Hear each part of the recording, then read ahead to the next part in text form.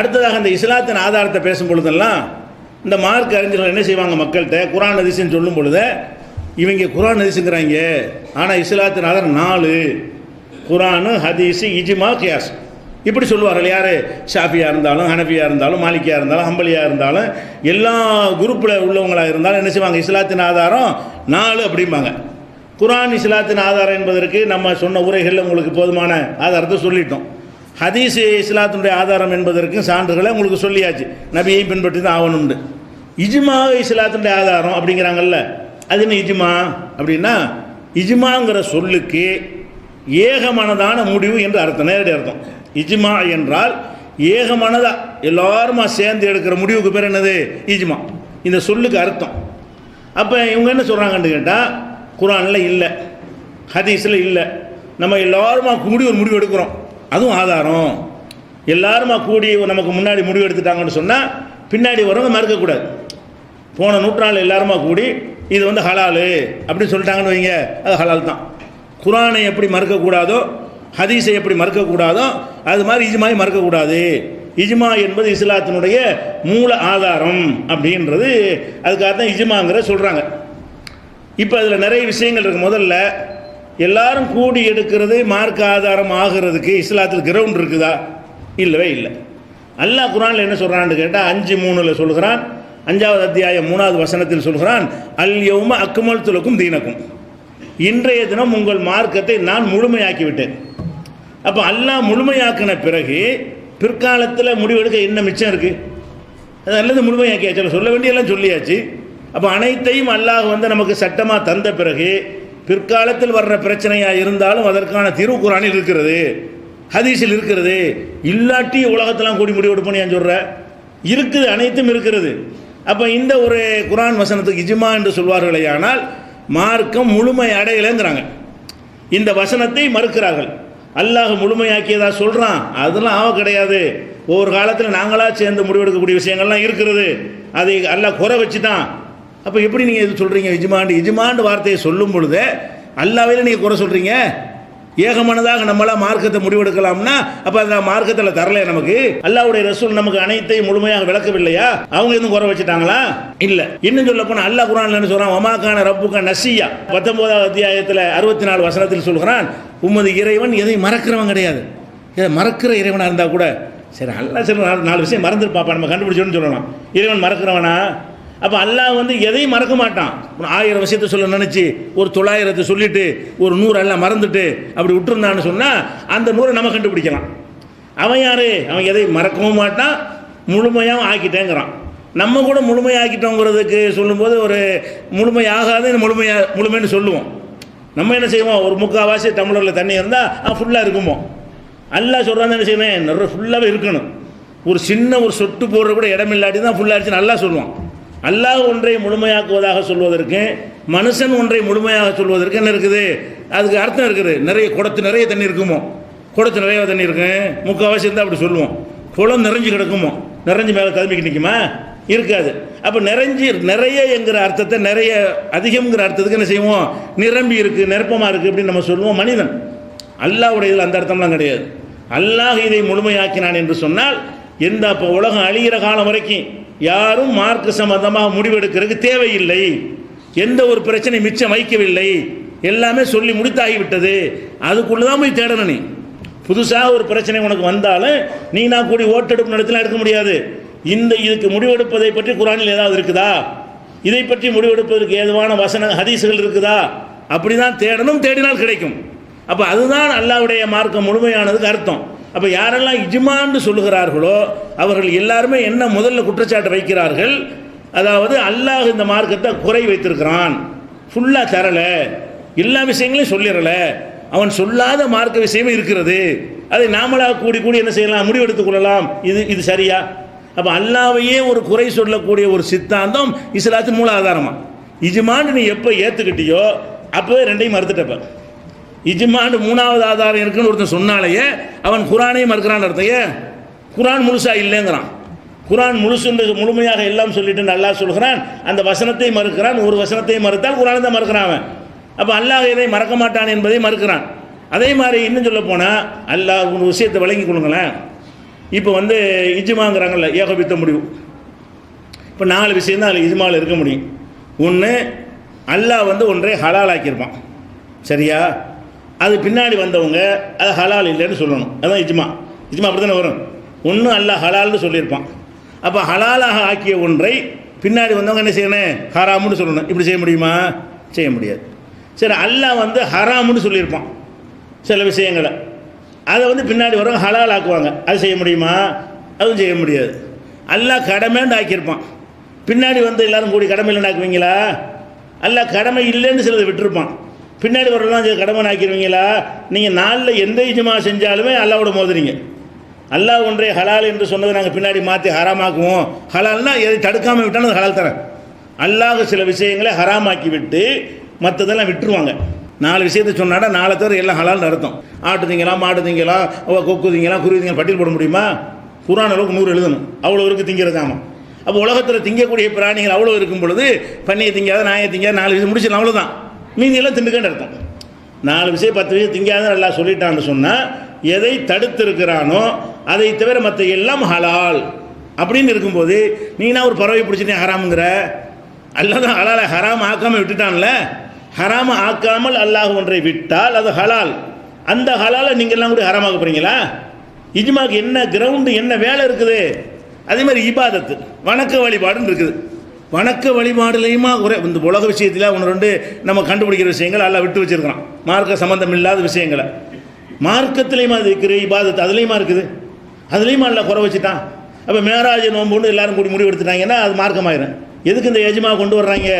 இவங்களாம் கூடி மேராஜும்பாங்க, இவங்களாம் பராத்தி 3 யாசினை ஓதி பார்சல் பண்ணணும்பாங்க. என்னடா அதை குரானில் எங்கடா இருக்குது? இல்லை, ஹதீஸில் இல்லை. அப்போ ஏன் செய்கிற எல்லாரும் முடிவு எடுத்தோம்? அதுக்கு தான் இல்லைன்னு சொல்கிற விஷயத்தை செய்வதற்கு என்ன செய்கிறாங்க? எல்லாரும் கூடி முடிவு எடுத்துட்டோம். அப்போ இந்த எல்லாரும் கூடி முடிவு எடுத்தோம் என்கிற இந்த வாதம் பித்அத்துகளை உண்டாக்குவதற்கும் புதுசாக வணக்கங்களை கண்டுபிடிப்பதற்கும் அதை நியாயப்படுத்துவதற்கும் தான் இதை பயன்படுத்துறது வச்சிருக்கிறாங்க. குர்ஆன் ஹதீஸ் ஆதாரம் காட்ட முடியாத நிலையில். அப்போ நம்ம என்ன கேட்குறோம்னா, மேராஜ் ரசூலுல்லாஹ்க்கு தான் நடந்துச்சு, உனக்கும் நடந்துச்சு. அந்த ரசூலுல்லாஹ் ஏதாவது வணக்கத்தை சொன்னாங்களா? மேராஜ் நேற்று கண்டுபிடிப்பா? மேராஜுங்கிறவர் போனவர் உனக்கு ஏதாவது வணக்கம் சொன்னாரா? இந்த நாள் இபாத்து செய்யி, இந்த நாள் நோம்புன்னு சொன்னார் அவர். அப்போ யார் மேராஜுக்கு போனாங்களோ அவங்க சொல்லலை. மேராஜ் கூட்டிகிட்டு போனவன் அல்லாஹ், மேராஜுக்கு அழைத்து செல்லப்பட்டவர் ரசூல் ஸல்லல்லாஹு அலைஹி வஸல்லம். அவங்க 2 பேருமே மேராஜுக்கு வணக்கம்னு ஒன்று சொல்லாமல் இருக்கும். நீனா உண்டாக்கி வச்சுட்டு என்ன இஜ்மாங்கிற? அப்போ இஜ்மா என்று சொல்வதெல்லாம் என்ன விளங்குகிறது என்று சொன்னால், இவங்க இல்லாத ஒன்றை சொல்வதற்கு அது ஒரு கருவியாக பயன்படுத்துகிறாங்க. அது விளங்கிக்கிறணும். அடுத்ததான் என்னன்னு கேட்டால், சரி ஏகபித்த முடிவுங்கிறீல்ல, இதில் வேடிக்கை பாருங்கள். இஜ்மாண்டா ஏகபித்த முடிவு, ஏகபித்த முடிவுங்கிறாங்கல்ல, அது என்னங்கிறதுல ஏகபித்த முடிவு இல்லை. யாருடைய ஏகபித்த முடிவு? ஏகபித்த முடிவுங்கள்ல யாருடைய ஏகபித்த முடிவு? எத்தனை கருத்துன்னு பாருங்கள். அதாவது ஒரு சாரார் சொல்கிறார்கள் அல் இஜ்மாவு, இது இப்னு ஹஸ்ம் அவர்கள் தன்னுடைய அஹ்காம்ங்கிற நூலில் என்ன செய்கிறாரு? பட்டியல் போடுற இஜ்மா என்பதற்கு எத்தனை கருத்துக்களை அறிஞர்கள் சொல்லியிருக்கிறார்கள் என்று வரிசையாக பட்டியல் போடுற. எது இஜ்மாண்டு? இஜ்மாண்ட ஏகமானதான முடிவு தானே. ஒரு சாரார் சொல்கிறார்கள் அல் இஜ்மாவு சஹாபா ஃபகத். இஜ்மான்னு சொன்னாலேயே சஹாபாக்களோட ஏகபித்த முடிவு, நம்மெல்லாம் கூடியெல்லாம் செய்யக்கூடாது. சஹாபாக்கள் ஏகபித்து செஞ்சிருப்பாங்களே ஒரு முடிவு, அதுதான் இஜ்மாவே தவிர அதுக்கு பிந்தி உள்ளது என்ன இல்லை, அது இஜ்மா கிடையாது. ஒரு சாரார். அப்படின்னா என்ன இஜ்மான்னா சஹாபாக்கள் செஞ்சு மட்டும்தான் ஆதாரமாயிரும். இப்போ நீங்கள் கூட்டிகிட்டுலாம் செய்ய முடியாதுன்னு அர்த்தமாயிருது இந்த சாராருக்கு அடுத்தபடி. இன்னொரு சாரார் என்ன செய்கிறாங்கன்னா, ஒரு கால தாய்ஃபத்துன் இஜ்மாவு அகலி குல்லி அஸ்ரின் இஜ்மாவும் சஹீஹுன், ஒவ்வொரு காலத்தில் உள்ளவங்களும் கூடி முடிவு எடுப்பது இஜ்மாவு.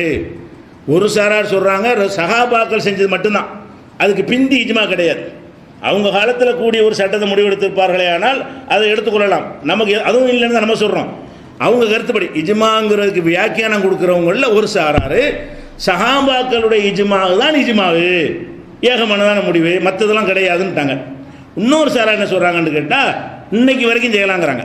ஒவ்வொரு காலத்திலையும் எல்லாருமா கூடி செய்கிறது என்னது இஜ்மாவு அப்படின்ட்டாங்களா. சரி, எல்லாருமா கூடி செய்கிறோம்ல, அந்த எல்லாருமா கூடி செய்கிறது என்பதில் அதில் கருத்து வேறுபாடு இருக்குது. எல்லாரும் கூடி செய்கிறது தான் இஜ்மாவு. இப்போ ஒரு விஷயத்தை எல்லாரும் கூடி செஞ்சுட்டாங்க, எல்லாருமா கூடி ஓட்டெடுப்பு நடத்தி இதான் முடிவுன்னு எடுத்துட்டாங்க. அப்படி எடுத்துட்டாங்கன்னு சொன்னால் அவங்களுக்கு பின்னாடி அதை மாற்றலாமா? இப்போ போன நூற்றாண்டில் எல்லாருமா கூடி இஜ்மா பண்ணிட்டாங்க.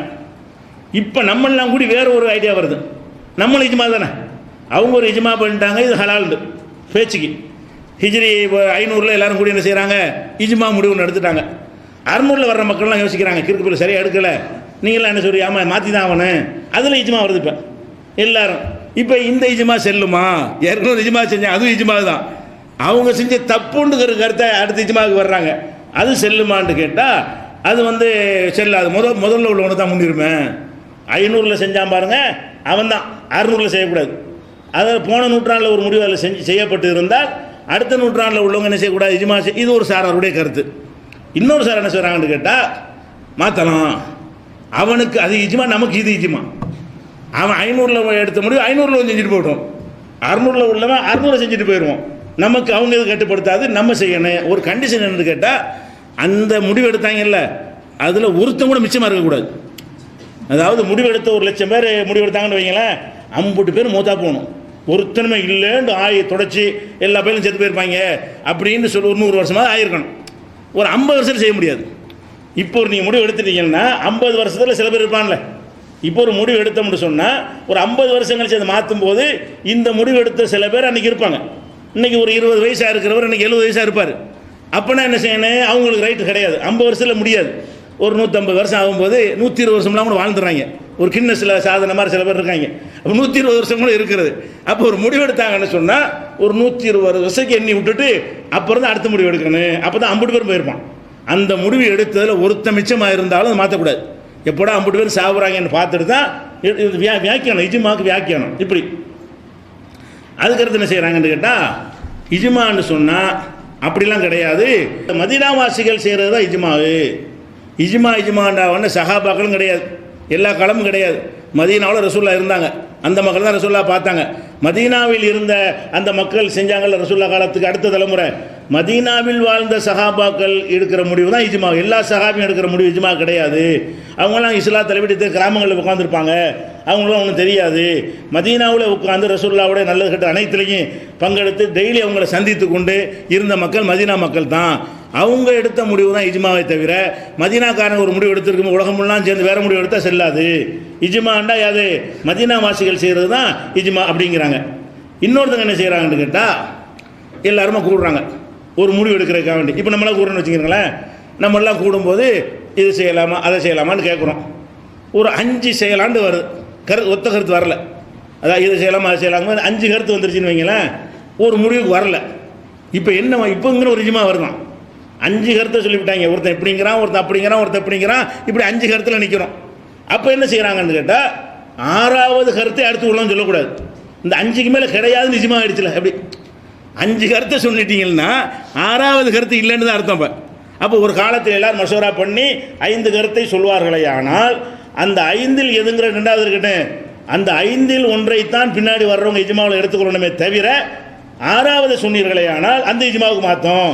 அந்த 5 கருத்தை சொன்னவனுக்கு இது தென்படலையில். இந்த 6வதாக நீங்கள் சொன்ன கருத்து யாருக்கு வரல, அந்த 5 கருத்தை சொன்னவனுக்கு வரல. அப்போ ஒரு காலத்தில் என்ன செய்கிறாங்கன்னு கேட்டால் ஒரு 10 கருத்து சொல்லப்படுமே ஆனால் 11வது கருத்து பிற்காலத்தில் சொல்லக்கூடாது. 8 கருத்து சொல்லப்பட்டிருக்குமே ஆனால் அந்த 8இல் ஒன்றை தான் நீங்கள் இஜ்மாவில் தேர்ந்தெடுக்கலாமே தவிர 9வது கருத்தை நீங்கள் என்ன செய்யக்கூடாது, சொல்லக்கூடாது. இதான் இஜ்மா. இஜ்மான்னா என்னவா, இது ஒரு வகையான இஜ்மாவா. இன்னொரு சாரா என்ன செய்கிறாங்கன்னு கேட்டால் மாலா யோரவி ஹிலாஃபன், ஒரு விஷயம் சொல்லப்படுது, இஜ்மாலாம் செய்யலை, யாரும் மாற்றமாக சொல்லலை, அது இஜ்மா. ஒரு கருத்து ஒரே ஒரு கிதாப்லாம் எழுதியிருக்கு, அதை எதிர்த்து யாருமே எழுதலை. அப்படின்னா என்ன அர்த்தம், எல்லாம் ஏகமானதாக முடிவு செய்தாங்கன்னு அர்த்தம். அப்போ ஏகமானதாக முடிவு செய்ய வேண்டியதில்லை. ஒரு கருத்து சொல்லப்பட்டு யாருமே அதை மறுக்கவில்லை என்று சொன்னால் அது என்னது, அது இஜ்மா, அதான் இஜ்மாவு அப்படிங்கிறாங்க. அதுக்கடுத்து என்ன செய்கிறாங்கன்னு கேட்டால் இன்னொரு சாரார் என்ன செய்கிறாங்கன்னா மெஜாரிட்டி எல்லாரெல்லாம் சேர முடியுமா, முடியாது. மோட்டர் நடத்த வேண்டியது 1000 பேர் இருக்காங்களா, 1000ல் 501 பேர் கூடுங்கிறான், 499 பேர் கூடாதுங்கிறான். 501 பேர் சொன்னது மார்க்கும், தேர்தல் மாதிரி ஆக்குறாங்க. மார்க்கத்தை என்ன செய்கிறாங்க, ஜனநாயகத்தில் எலெக்ஷன் போடுறாங்கல்ல, அந்த மாதிரி செய்து கொண்டு அது இஜ்மா, அக்சர் பெரும்பான்மை சொல்வது இஜ்மாவு அப்படிங்கிறாங்க. இன்னொரு சார் என்ன செய்கிறாங்கன்னு கேட்டால் கூஃபாவாசிகள், கூஃபாவில் தான் அபு ஹனீஃபா இருந்தார், அவர் பேர் கூஃபின்னு அவருக்கு பேர். அவர் அங்கே இருந்தாலும் ஹனபியாக்களில் சில அறிஞர் என்ன சொல்கிறாங்கன்னா அபு ஹனீஃபா மாதிரி அறிஞர்களுடைய கேந்திரமாக கூஃபா தான் இருந்தது, ஒரு காலத்தில் கல்விக்கு சில ஊர் கேந்திரமாக இருக்கும், எப்பவும் அப்படி இருக்காது. ஒரு காலத்தில் எகிப்து கேந்திரமாக இருக்கும், ஒரு காலத்தில் பக்தாது கேந்திரமாக இருக்கும். ஒவ்வொரு காலத்தில் அந்த கல்விமான்களும் கல்வி கூடங்களும் எங்கே ஜாஸ்தியாக இருக்கிறதோ அங்கே தான் எல்லாரும் குவிஞ்சிருவாங்க. அந்த மாதிரி ஒரு அறிமுகப்பட்டது. இது ஒரு காலத்தில் வந்து எகிப்து மாதிரி கல்வி கேந்திரமாக இருந்தது, ஒரு காலத்தில் பாக்தாத் இருந்தது, ஒரு காலத்தில் கூஃபா இருந்தது. அந்த அந்த காலத்தில் உள்ளவங்கலாம் சொல்லி வச்சுக்கிறாங்க, நிஜமான நம்ம கூஃபா வச்சு தான் செய்யணும், நம்ம ஊரில் உள்ள ஞானம் எவனுக்கு இருக்கிறது. அப்போ கூஃபாவில் உள்ள கூஃபான்னு ஈராக்கில் உள்ள ஊர் தான். கூஃபாவில் உள்ள ஊர்களில் உள்ளவங்கெல்லாம் சேர்ந்து ஒரு முடிவெடுத்தார்களே ஆனால் அதுதான் இஜ்மா. வேறு உலகத்தில் உள்ள எவனும் கிடையாது, ஏன்னா எல்லா அறிஞருங்க தான் இருக்கிறான் இந்த காலத்தில் அப்படின்னு அந்த காலத்தில் ஒருத்தவங்க சொல்லிட்டு போயிட்டாங்க. அது ஒரு இஜ்மாவான். அதே மாதிரி அடுத்த இஜ்மா என்னன்னு கேட்டால், இஜ்மாங்கிறது வந்து ஷாஃபியாக்கள் சொல்கிறாங்க, இஜ்மான்னு சொன்னால் அது வந்து இஜ்மா செஞ்சார்கள் என்று பரவி இருக்கணும், எல்லாருமா கூட்டி அது ஒரு ஆலோசனை பண்ணி முடிவெடுத்தாங்க என்று வந்தால் தான் இஜ்மாவு. அப்படி இல்லாமல் தொன்று செஞ்சுக்கிட்டு வந்தாலும் இஜ்மா கிடையாது. இஜ்மான்னு செய்கிறத வச்சு முடிவெடுக்கக்கூடாது. எல்லாருமா கூடினார்கள், கருத்து கேட்டார்கள், ஆலோசித்தார்கள், ஆய்வு செய்தார்கள், பிறகு ஒரு முடிவுக்கு வந்தார்கள் என்று கிடைச்சால் தான் இஜ்மா. அப்படி இல்லாமல் நம்மளாக ஏதாவது செய்து கொண்டு வந்தோமே ஆனால் அதுக்கு பேர் என்ன இல்லை, இஜ்மா இல்லை அப்படின்ட்டு ஒரு சாரார் சொல்கிறாங்க. இன்னொரு சாரார் என்ன செய்கிறாங்கன்னு கேட்டால், மக்காவாசிகள் மதீனாவாசிகள் சேர்ந்து செய்கிறது தான் இஜ்மாவு. எல்லா சகாபி செஞ்சா இஜ்மாவு, மதீனாவாசி செஞ்சா இஜ்மாவு, மக்கா மதீனா சேர்ந்து செஞ்சா இஜ்மாவு. ஒவ்வொரு காலத்திலையும் செஞ்சால் அது இஜ்மா, அந்தந்த காலத்திலையும் செஞ்சு கொள்ளலாம் இஜ்மாங்கிறது இப்படியெல்லாம் சொல்லுகிறார்கள் ஒரு சாரார். அதே மாதிரி வந்து இன்னொரு சாரார் சொல்கிறாங்க, இஜ்மான்னு சொன்னால் ஒரு உதாரணத்தை காட்டி சொல்கிறாங்க, மக்காவாசியும் சேர்ந்து மதீனாவாசியும் சேர்ந்து எல்லாரும் சேர்ந்து ஒரு முடிவு எடுத்தாங்கன்னு வைங்க. ஒரே ஒரு காலமும் இப்னு அப்பாஸ் விஷயம், ஒரு உதாரணத்துக்கு இப்னு அப்பாஸ் மட்டும் அதை மறுத்தார்னு வைங்க, அது யோத்தி இஜ்மா, அது இஜ்மா கிடையாது. அப்போ இஜ்மான்னா ஒரு நாள் கூட மறுத்திருக்கக்கூடாது. அப்படி என்ன செய்யணும், எல்லாருமா சேர்ந்து முடிவெடுக்கும் போது ஒரே ஒரு ஆள் மறுத்து விட்டாரையானால் அப்போ இஜ்மா ஆகாது இப்படிங்கிறத சொல்கிறாங்க. இப்படி இஜ்மா என்னப்பான்னு கேட்டால் எந்த இஜ்மா ஆதாரம் சொல்லு. சஹாபாக்கள்லாம் சேர்ந்து எடுத்தது ஆதாரம்னா நீ இப்போ இஜ்மான்னு பேசக்கூடாது. அது உதாரணத்துக்கு என்ன கேட்டேன், இந்த மேராஜ் சஹாபாக்கள்லாம் சேர்ந்து இஜ்மா பண்ணாங்கன்னு காட்டு. அல்ல நீ முதல்ல மூணுதெல்லாம் சஹாபாக்கள்லாம் இஜ்மா அதுக்கு நிற்காது. அல்லது மதீனாவாசிகள்லாம் சேர்ந்து முடிவு எடுத்தாங்கன்னா அதுக்குள்ள ஆதாரத்தை காட்டு. மதீனா மக்காவாசிகள் செஞ்சாங்கன்னா அதுக்குள்ள ஆதாரத்தை காட்டு. அப்போ என்னைக்கு மசூரா பற்றி கூடுனாங்க அப்போ தான் நிஜமாகும். அப்போ எல்லாருமே என்னைக்கு மசூரா பண்ணாங்க, அறிஞர்கள்லாம் என்னைக்கு கூடுனாங்க, என்னைக்கு ஆய்வு செஞ்சாங்க, ஆய்வு செஞ்சு இந்த கருத்து எத்தனை பேர், அந்த கருத்து எத்தனை பேர் இப்போ முடிவு செஞ்சாங்க அப்படின்றது தான் இஜ்மா. அப்போ இஜ்மா என்னன்னு கேட்டால் ஆளாளுக்கு ஒன்று சொல்கிறாங்க, அந்தந்த காலத்தில் செஞ்சுக்கிடலாம், ஒரு நூற்றாண்டில் செய்கிறது அடுத்த நூற்றாண்டில் மாற்றிக்கிடலாம், அது எல்லோரும் செத்து போன பிறகு மாற்றிக்கிடலாம். இதுதான் இஜ்மாவுக்கு விளக்கமாக சொல்கிறார்கள். ஆனால் இதில் வந்து சில பேர் நம்ம சொல்கிற இஜ்மாலாம் கிடையாது, நம்மளை விட நெத்தி அடிக்கிறாங்க. இஜ்மாவை பற்றி பேசும் பொழுது இது உதாரணமாக எடுத்துக்கிட்டான். அகமது இப்னு ஹம்பல் சொல்கிறார், அவர் 4 இமாமில் ஒரு ஆள் தான். இஜ்மா மறுத்தனால நம்ம காஃபிரா போயிட்டோமா. அப்போ அகமது இப்னு ஹம்பலை இப்போ என்ன செய்ய போகிறான்னு கேட்கணும். இப்போ அகமது ஹம்பல் சொல்கிறாரு, மனிதா உஜூதல் இஜ்மாய், இஜ்மா என்று ஒன்று இருப்பதாக எவனாவது வாதிடுவானையானால் ஃபஹுவ காதிபுன், அவன் பெரும் பொய்யன். இஜ்மா இருப்பதாக சொன்னால் என்னது, அவன் பொய்யன் என்று சொல்கிறார்.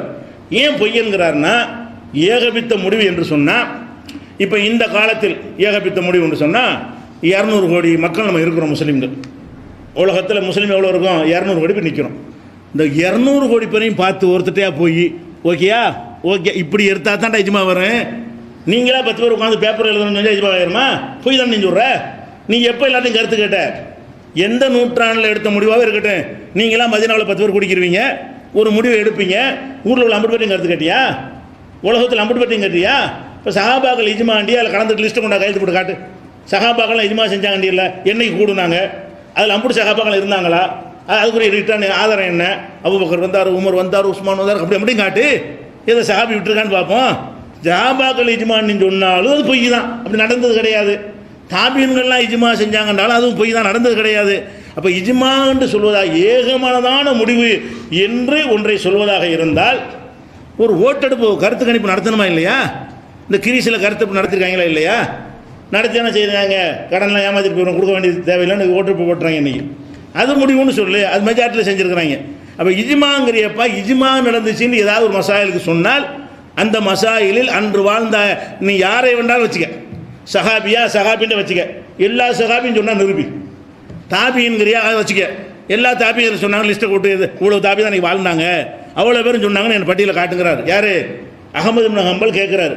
அல்லது மதீனாவுடைய உலமாக்கள் தாங்கிறியா வச்சுக்கிடுவோம், ஒரு விஷயத்தில் இஜ்மா செஞ்சாங்கிறீல, அன்றைக்கு இருந்த மதீனா உலமா லிஸ்ட்லாம் கொண்டு வந்து ஒவ்வொருத்தரும் ஆமாண்டாங்கன்னு காட்டு. ஒவ்வொருத்தரும் என்ன செய்யணும், இவர் ஆமான்னு சொன்னார், இவர் ஓகே சொன்னார், அப்படி காட்டு. ஒன்றும் காட்டல தானே, நீங்களா கூடிக்கிறீங்க, ஒருத்தர் இஜ்மான்னு வார்த்தையை போட்டுக்கிறீங்க, பொய் தான் அப்படி பேர் சொல்கிறீங்க. அப்போ இஜ்மா என்று இருப்பதாக ஒருவன் சொன்னால் அவன் பொய் சொல்கிறான், அப்படி நடக்கவே இல்லைங்கிறாரு. ஏகமானதாண்டு எப்படி பண்ணி சொல்லுவேன்?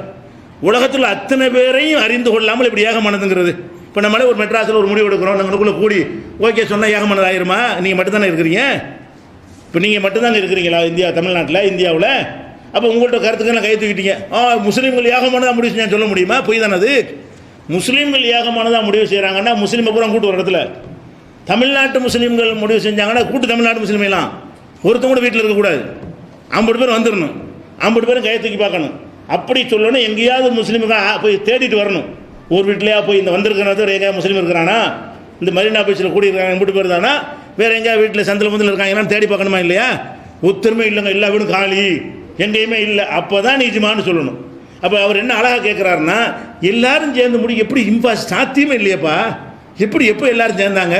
இந்த காலத்திலையாவது ஃபேஸ்புக்கில் இப்படி எல்லாம் இஜ்மா பண்ணி போடுறாங்க, உலகம் போகிறான். அந்த காலத்து எப்படி ஒரு ஊரில் எடுத்த முடியும் அடுத்த ஊருக்கு எப்போ தெரியும்? மதீனாவில் உள்ளவங்களாம் கூடி ஒரு முடிவு எடுக்கிறான்னு வைங்க, மக்காக்காரனுக்கு தெரியுமா? எப்போ தெரியும்? 3 வருஷத்துக்கு பிறகு தெரியும். மதீனாவாசி முடிவு எடுத்துன்னு செய்யும், வியாபாரத்தில் எங்கேயாவது ஒருத்தர் போய் அங்கே ஒரு பிரச்சனை ஆகும்போது, இல்லையே நாங்கள் 3 வருஷம் முடியும் அப்படிம்பாரு. அப்படியா? அப்போ அந்த மாதிரி தான் இருந்துச்சு. பேப்பர் இருந்துச்சா, டிவி இருந்துச்சா, எந்த வகையில் தெரியும்னு?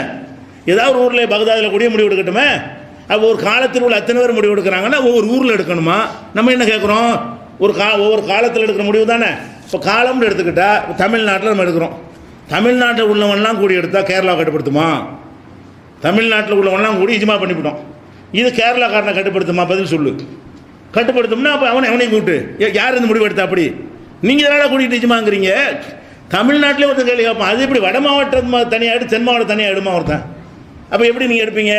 ஊருக்கு எடுன்னு ஒருத்தன் சொல்லுவான், மெட்ராஸுக்காரனியா மதுரைக்காரனை கூப்பிட்ற அப்படின்னு சொல்லுவான். இப்போ என்ன சொல்ல வர இஜ்மாண்டு?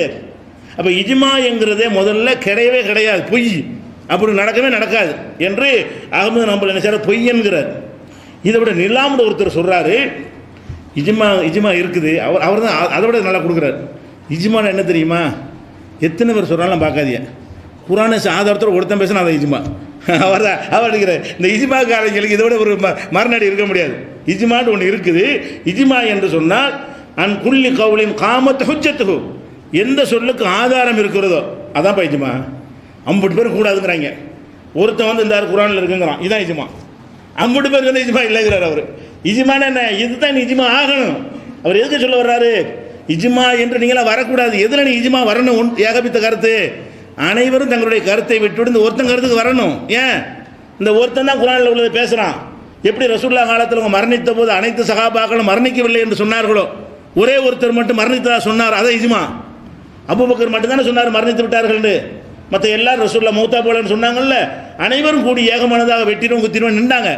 ஒருத்தர்கிட்ட ஆதாரம் இருந்துச்சு, அதை சொன்னார், எல்லாம் வந்துட்டாங்க, அதான் இஜ்மா. அப்போ இஜ்மா என்று சொன்னால் ஒருத்தர் சொன்னாலும் ஆதாரத்தோடு பேசினால் அது இஜ்மா. உலகமே சேர்ந்து சொன்னாலும் ஆதாரம் இல்லாமல் சொன்னால் அது பேர் இஜ்மா இல்லை அப்படின்னும் சொல்லியிருக்கிறார்கள். அப்போ இவருக்கு உன்னுடைய ஃபத்வா என்ன? அகமது இப்னு ஹம்பல் இஜ்மாவை மறுத்திருக்கிறார், அதுக்கு உன் ஃபத்வா என்ன? அதே மாதிரி நிலாமூர் அறிஞர் மறுத்திருக்கிறார், உன் ஃபத்வா என்ன?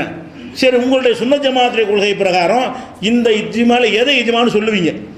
சஹாபி இஜ்மாமீங்களா? உங்கள் கருத்து எது? அப்போ கேட்டால் 16 கருத்தையும் 16 பேர் சொல்லுவாங்க. அப்போ அதில் இஜ்மா பண்ணுவான். இஜ்மா எதுங்கிற விஷயத்தில் இஜ்மா பண்ணுவானே. அப்போ இஜ்மா எதுங்கிறத உனக்கு முடிவெடுக்க முடியாமல் உட்காந்துருக்க. இஜ்மாவை மறுக்கிறார்கள், இஜ்மா இல்லை என்கிறார்கள், என்னமோ பயங்கர குரானை மறுத்த மாதிரி கொண்டு வர்றாங்க. அது ஒரு கேலி கூத்து. சாதாரணமாக மறுக்கணும். என்னமோ இஜ்மா மறுத்துட்டா என்னமோ இஸ்லாத்தை விட்டு ஓடி போகிற மாதிரி இஜ்மாவை மறுக்கிறார் சவுண்டு கொடுத்துருது. இஜ்மாவை மறுக்கிற அழுத்தமாக பேசுனா என்னது? இஜ்மா மறுக்கத்தானே செய்கிறோம், இல்லாத ஒன்றும் பொய்யா, நீ பொய் சொல்கிற, இதை விட அழுத்தமாக மறுப்போம். இஜ்மான்னு ஒன்று கிடையாது.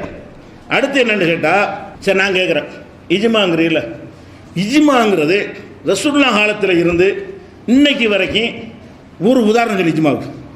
இஜ்மான்னு ஒன்று இருக்குல்லப்பா, இஜ்மா ஏகமானதாக எடுக்கிற முடியும் ஆதாரங்கிறீல்ல.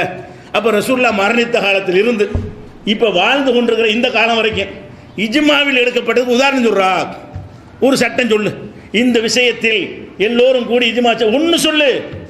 இல்லை, இஜ்மாங்கிறாங்க ஒன்று ஒரு சட்டத்தினுடைய மூல ஆதாரம்னா 14 நூற்றாண்டுக்கு ஒன்று காட்ட முடியலையே, ஒரு நூற்றாண்டில் ஒன்று கேட்கல. ரசூல் ஸல்லல்லாஹு அலைஹி வஸல்லம் மரணித்ததுக்கு பிறகு தான் இஜ்மா வருங்கிற. சரி, மரணித்த காலத்தில் இருந்து இப்போ நம்ம வாழ்ந்து கொண்டிருக்கிற காலம் வரைக்கும் முஸ்லீம் உம்மத்துகள் எல்லாம் கூடி, அல்லது எந்த 16 கருத்தையும் வச்சுக்க, அல்லது சஹாபாக்கள் எல்லாம் கூடி, அல்லது மதீனாவாசிகள் எல்லாம் கூடி, அல்லது மக்காவாசிகள் எல்லாம் கூடி, அல்லது மக்கா மதீனாவாசிகள் எல்லாம் கூடி, அல்லது ஒரு காலத்தில் இருந்த எல்லா மக்களும் கூடி எடுத்த முடிவு சொல்லு ஆதாரம். இந்த விஷயத்திற்கு கூடினார்கள், இந்த விஷயத்தில் ஏகமானதாக ஒரு முடிவை எடுத்தார்கள். மார்க்க விஷயத்தில் கேட்டால் என்ன செய்கிறாங்க? குர்ஆனை தொகுத்தாங்கல்ல, அதான் இஜ்மா. குர்ஆனை தொகுத்தாங்கல்ல, ரசூல் காலத்தில் இல்லை இல்லை, இப்படி புக்காக இருந்துச்சு குர்ஆனு. ரசூல் ஸல்லல்லாஹு அலைஹி வஸல்லம் காலத்தில் துண்டு துண்டு பேப்பராக வச்சுருந்தாங்க. அதை பேப்பரில் எலும்புகள்லையும் தோள்கள்லையும் எழுதி வைத்திருந்தார்கள். குர்ஆனை தொகுக்கணும்னு ஒரு பிரச்சனை வரும் பொழுது அபூபக்கர் மறுக்கிறாரு, உமர் வற்புறுத்துறாரு. அந்த சம்பவம்லாம் வரும், குர்ஆன் தொகுக்கப்பட்ட வரலாறுல வரும். அப்போ இது ரசூலுல்லாஹ் செய்யாத ஒன்றைத்தானே அபூபக்கர் செஞ்சார்கள், ஜமாத் எல்லாம் ஏற்றுக்கொண்டார்கள் அப்படிங்கிறாங்க. இதில் என்ன மார்க்க விஷயம் என்ன இருக்குது? குர்ஆனில் ஒரு ஆயத்தை சேர்த்துட்டாரா? ஆனால் குர்ஆனில் உள்ளதை அதை அவர் செஞ்ச விட அட்வான்ஸாக நம்ம செய்கிறோம். இப்போ அவர் பேப்பரில் எழுதுனா இப்போ கம்ப்யூட்டரில் செஞ்சு வச்சுவிட்டோமே. குர்ஆன்ங்கிறது அந்த அல்ஹம்துலில்லாஹ்ங்கிற ஓசை தான். அந்த ஓசையை வெளிப்படுத்துவதற்கு எழுத்து, இந்த எழுத்தை அன்றைக்கு உள்ள முறைப்படி நினைஞ்சாங்க, எழுதி வைத்து கொண்டார்கள். அபூபக்கர் நம்ம துண்டு துண்டா அது போய் அறுக்குனார், அவ்வளோதான். துண்டு துண்டாக இருந்த பேப்பர் நினைஞ்சாரு, அடுக்கி வச்சாரு. அதான் அபூபக்கர் செஞ்ச வேலை. அதில் மார்க்கத்தில் என்ன செஞ்சிட்டாரு கேட்ட, பள்ளிவாசல் கட்டுற இஜ்மா தானே. ரசூல்லா கூரையிலான இருந்தாங்க. ரசூல்லா பள்ளி எப்படி இருந்துச்சான்? கூரையாக இருந்துச்சான். இப்போ நீங்கள் பள்ளி கூரையில் இருக்குதா? அப்போ கூரை இல்லாமல் கட்டலாம்னு இஜ்மாவில் தானே வருது அப்படிங்கிறாங்க. நான் என்ன கேட்குறேன், சரி இப்போ எப்போ இந்த மாதிரி முடிய எப்போ இஜ்மா எடுத்தாங்க எல்லாரும்? அது அதெல்லாம் ஒன்றும் கிடையாது. நம்ம அறிவே சொல்லுது, பள்ளிவாசலுங்கிறது தான் பேசிக் தொழுகைக்கு உள்ள இடம். அது வசதி தந்தவாறு செஞ்சுக்கிறோம். குடிசை கிடைக்கிற காலத்தில் குடிசையை போட்டுக்கிடுவான், காங்கிரீட்டு கிடைக்கிற காலத்தில் காங்கிரீட்டை போட்டுக்கிடுவான், ஒன்றும் கிடைக்காத காலத்தில் சாமியான போட்டு கூட தொழுவான். இதெல்லாம் வசதியை பொறுத்து நம்ம ஏற்றுக்கொள்ள. பள்ளிவாசலுங்கிறது இன்னும் மெட்டீரியலில் செய்ய வேண்டியதாக இருக்கா? பள்ளிவாசல் என்றால் அதனுடைய தூண் இந்த மெட்டீரியலாக இருக்க வேண்டும், அதனுடைய முகடு இந்த மெட்டீரியலாக இருக்க வேண்டும், அதனுடைய தரை இந்த மெட்டீரியல் அப்படி இருந்தால் அது மாற்றம்னு சொல்லு. பள்ளிவாசல்னா என்ன? அல்லாஹ்வை தொழுவதற்கு நாமளாக ஒதுக்கி கொள்கிற ஒரு இடம். அல்லாஹ் வாங்கி தந்த இடம் கூட கிடையாது. பள்ளிவாசல் அல்லாஹ் வாங்கி தந்தா? நம்ம தான் வசூல் பண்ணி என்ன செய்கிறோம்? இடத்த வாங்குகிறோம். பள்ளிவாசலுக்கு இடத்த வாங்குறது நம்ம காசில் தான் வாங்குகிறோம், நம்ம தான் வாங்குகிறோம். எது பள்ளிவாசல் நம்ம தான் முடிவு எடுக்கிறோம். 5 ஏக்கர் இடத்த வாங்கிட்டீங்க, வாங்கிட்டு ஒரு கிரௌண்டில் கட்டி தான் பள்ளிவாசலுங்கிறீங்க, மீதெல்லாம் பள்ளிவாசல் இல்லைங்கிறீங்க. பள்ளிவாசல் வசூல் பண்ணுறோம், 5 ஏக்கர் இடம் வாங்கிட்டோம், வாங்கி என்ன செய்யணும்? 1 ஏக்கரில் பள்ளிவாசல் கட்டிக்கிறோம், ஒரு கிரவுண்டில் பள்ளிவாசல் மீதெல்லாம் சும்மா விட்டு வச்சுருக்கிறோம். அது பள்ளிவாசலா? ரசூல் ஸல்லல்லாஹு அலைஹி வஸல்லம் பள்ளிவாசல் இடத்த வாங்கி பள்ளிவாசல் கொஞ்சம் இடம் தானே வச்சுருந்தாங்க.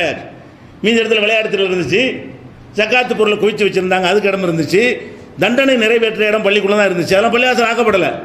பள்ளிவாசலுக்குன்னு வாங்கின இடத்தை கூட எது பள்ளிவாசல்னு முடிவு எடுக்கிற நம்ம கையில் இருக்கிறது, தேவைக்கு தகுந்த மாதிரி. வழங்குதா? ஊரில் மக்கள் தொகை பெருகிருச்சா 10 கிரவுண்டில் கட்டிட்டு போ. ஊரில் மக்களே இல்லையா, எதுக்கு அவ்வளோ காசு கொடுக்குற? 50 பேருக்குள்ள அளவு கட்டிட்டு போ. இதுதான் விஷயம். அப்போ இன்றைக்கி அந்த பேரிச்சம்பளம் தான் கிடைக்கும், மேலால் தான் கட்டுவோம். எப்படி வீடுகளுக்கு நம்ம கிடைக்கிற மெட்டீரியலை பயன்படுத்தி மாற்றி கொண்டோமோ, அது கட்டிடத்தில் செய்கிற மாற்றமா மார்க்கத்தில் செய்கிற மாற்றமா? ரசூலுல்லாஹ் காலத்தில் வீடும் கூரையிலான இருந்துச்சு, நீங்கள் மாற்றிக்கிட்டீல்ல. ரசூல் ஸல்லல்லாஹு அலைஹி வஸல்லம் காலத்தில் ஒவ்வொருத்தருடைய வீடு எப்படி இருந்துச்சு? கூரையாக தானே இருந்துச்சு. இப்போ கூரையில் இருக்கிறீங்க.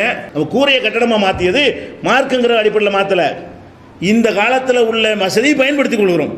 பள்ளிவாசல் என்ன? அல்லாஹ்வுக்குன்னு ஒதுக்கி மனசால ஒதுக்குறோம்ல, அந்த இடம் தான். தொழுகைக்குன்னு ஒதுக்கிட்டோமா, அது கூடையாக இருக்கலாம், குடிசையாக இருக்கலாம், கட்டடமாக இருக்கலாம், ஓப்பனாக இருக்கலாம், எப்படி வேணாலும் இருக்கலாம். இறைவனுடைய ஆலயம்னு முடிவெடுத்து விட்டால் இறைவனுடைய ஆலயம், அவ்வளோதான்.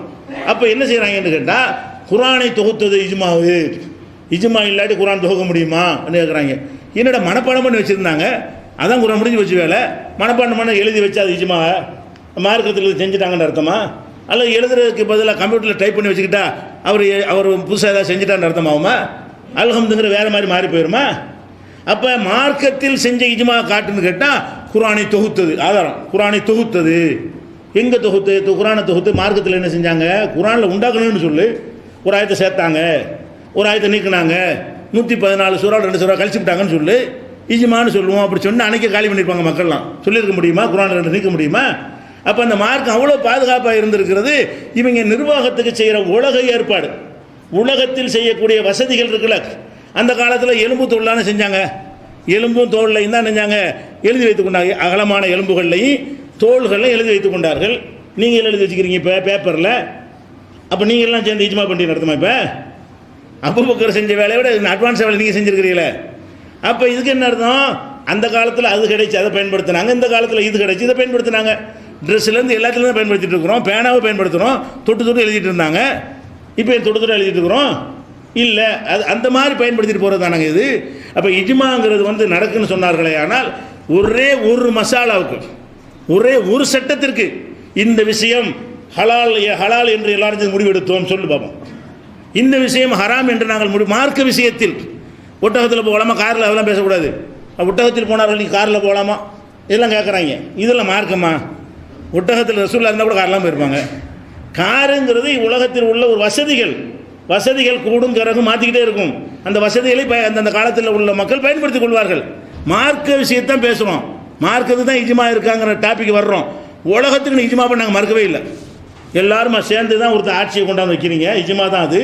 மெஜாரிட்டி சொல்ல போனால் மெஜாரிட்டியாக ஒருத்தன் அது இல்லைன்னா சொல்ல போகிறோம், ஏற்றுக்கிறது தான் செய்வோம். இப்போ நாளைக்கு என்ன சாப்பாடு போடலான்னு உங்கள்கிட்ட கேட்குறோம். சாப்பிட போகிற மக்கள் நீங்கள் தான். ஒரு ஆள் குஸ்கா புலவு இப்படி சொல்கிறீங்க, கை தூக்குங்கிறோம். பிரியாணிக்கு ரொம்ப கை தூக்கிட்டீங்களா ஆமான்றுவோம். இது செஞ்சுட்டு போங்க, யார் வேணாண்டா.